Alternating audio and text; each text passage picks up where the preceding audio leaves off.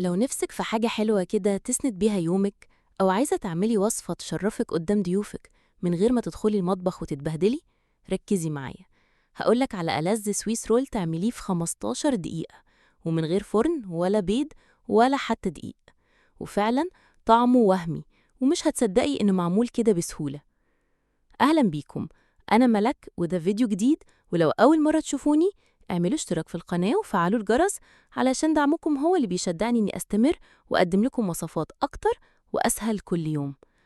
أول حاجة هنعملها، هنجيب البسكويت ونكسره. لو عندك كبة استخدميها، هتوفر عليكي وقت ومجهود. ولو مفيش، عادي خالص، كسريه بإيدك في طبق أو بكيس، ونطبطب عليه بالنشابة أو حاجة تقيلة. المهم إنك توصلي إن القطع تبقى ناعمة شوية، علشان الخليط يبقى متماسك بعدين. بنضيف معلقتين كاكاو خام على البسكوت المفروم، ونقلبهم كويس جدا. الكاكاو هنا بيدي طعم شوكولاتة غنية، بس لو مش بتحبي الكاكاو الخام ممكن تقللي الكمية، بس هتفرق شوية في الطعم. هنضيف معلقتين كبار زبدة مذابة.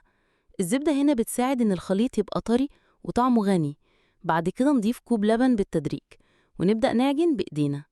هنعجن لحد ما تبقى عجينة طرية بس مش سايبة، يعني تمسكيها تلاقيها ماسكة نفسها ومش بتفرول.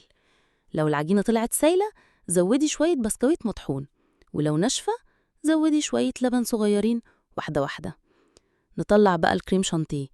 العلبة بيكون فيها ظرفين احنا هنستخدمهم كلهم. لكل ظرف هنحتاج حوالي كوب إلا ربع لبن، يعني في المجمل كوب ونص.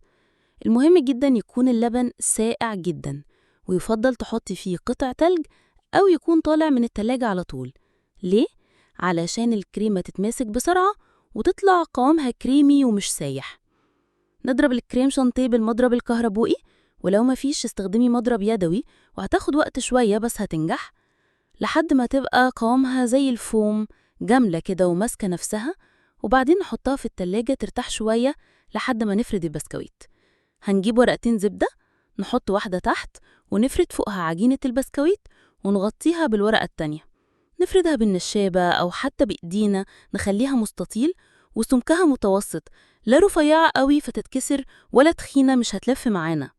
نطلع الكريمة من التلاجة ونفردها على العجينة، نسويها كويس علشان يبقى الشكل حلو لما نلفها. الكمية على حسب رغبتك، لو بتحبيها بكريمة كتير زودي. ممكن كمان في الخطوة دي تضيفي حبيبات شوكولاتة، بتدي قرمشة لذيذة ومفاجأة وانت بتاكلي. بس لو مش عندك عادي، مش ضروري. نيجي لأهم خطوة، اللف. براحة خالص، نبدأ نلف من الطرف الأقرب لينا، ونضغط بهدوء علشان السويس رول يطلع متماسك ومش يتكسر. واحنا بنلف نحاول نشد ورقة الزبدة معانا، كأننا بنساعد العجينة تلف من غير ما نلمسها كتير. وبعد ما نلفها بالكامل، نغلفها بنفس ورقة الزبدة، ونقفل الأطراف كأنها بونبونة، وندخلها التلاجة ساعتين على الأقل علشان تتماسك وتتشرب الطعم. نطلع السويس رول من التلاجة، ونشيل ورقة الزبدة بحرص.